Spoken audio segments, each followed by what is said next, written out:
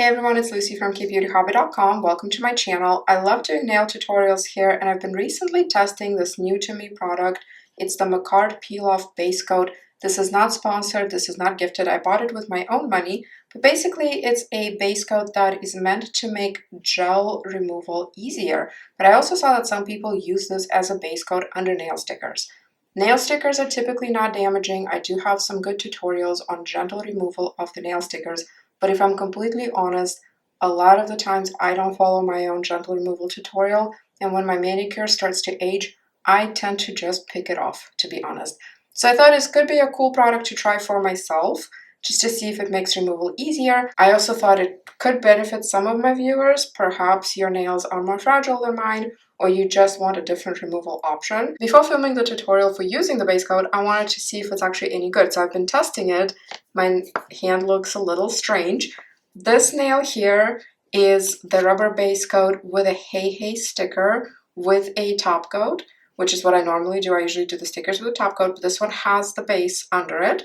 And then the rest of the nails are the new Nail Lock 1 Cure Gel System. And that's another benefit, hopefully, if the base coat works well, to this base coat is you don't have to soak your nails, use acetone, etc. to remove actual gel polish, not just the gel stickers. This nail here I've kept on the longest. It's over a week old. I haven't had any issues with it really, other than it is sitting a bit higher off my nail vertically. This is just gross here because it's over a week old. But as far as if you look in a profile, you can see more of a difference between the sticker and my nail.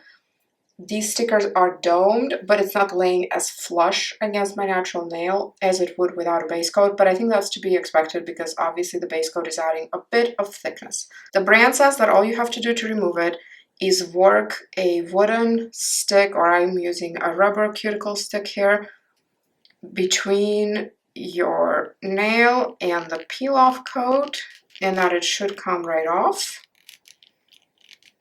And it is. I think a little bit is left here on the tip, but not much. That was very easy, and there was a lot less resistance than without the base coat. I know it's hard to show resistance, but you just have to trust my feeling. Now the nail underneath, my nails, you can see on my other hand, are pretty dry and just not great looking. So this isn't damage from the base coat, this is just how my nail has been. You can actually see that the newer growth here is completely smooth and there's nothing on it at all. And then here's the sticker and the base coat is on it. So that's not bad. It does say that you can soak your hands in warm water if you're having a hard time removing this. But this is really the true test here. This nail is the Nail Lock 1 Cure Gel System. Now that system was gifted to me by the brand. This is still not a sponsored video. I don't know yet if I like it or not. I'll do a tutorial for it later. But that's an actual gel. It is peeling off, not as cleanly as the marketing materials for the base coat would lead you to believe, but it's not bad.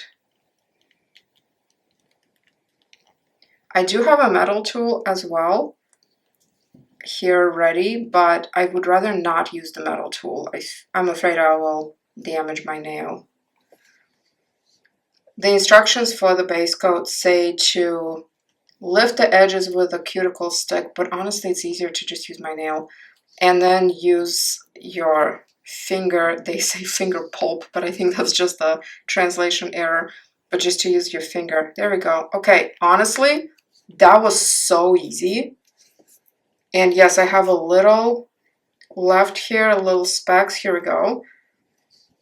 That was so easy. And this is the kind of gel that I think normally you would need acetone for, and it's definitely not meant to be a peel-off kind of thing. Still undecided if using my fingernail or this cuticle thing is easiest. Let's try the metal one. You just have to be very careful with the metal because it's sharp, but does go quicker, it seems. Okay, there we go. And now that it's lifting, I'm going to use my fingers. Let me just see if it can come off. All right. Again, I'm not seeing new damage on my nails. I'm just seeing the imperfections that I typically have. I don't feel anything left behind. I think that if I washed my hands right now and used rubbing alcohol just to degrease them, which would be my normal prep before doing nails, that I could just go ahead and apply something, which actually is what I'm going to do. I'm going to film another video right after this, but I don't feel any residue left behind. I don't think I need remover or any kind of acetone product or anything like that. This was really inexpensive. I'll put a link in the description box for everything I'm using, and as always, I really appreciate when you use my links.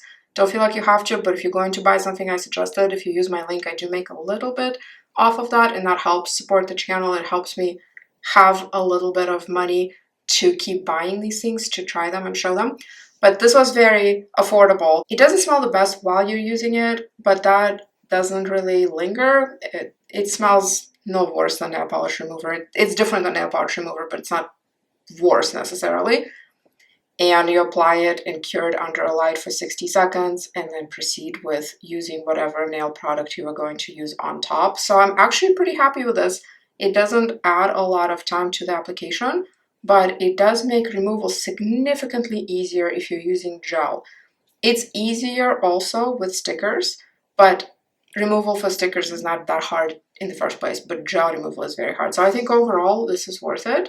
And if you are in the market for something like this, I can say that I recommend this one. If you have a different one that you tried that you like a lot, please leave me a comment. I'd love to look into that as well. Thank you very much for watching today. I hope this was useful.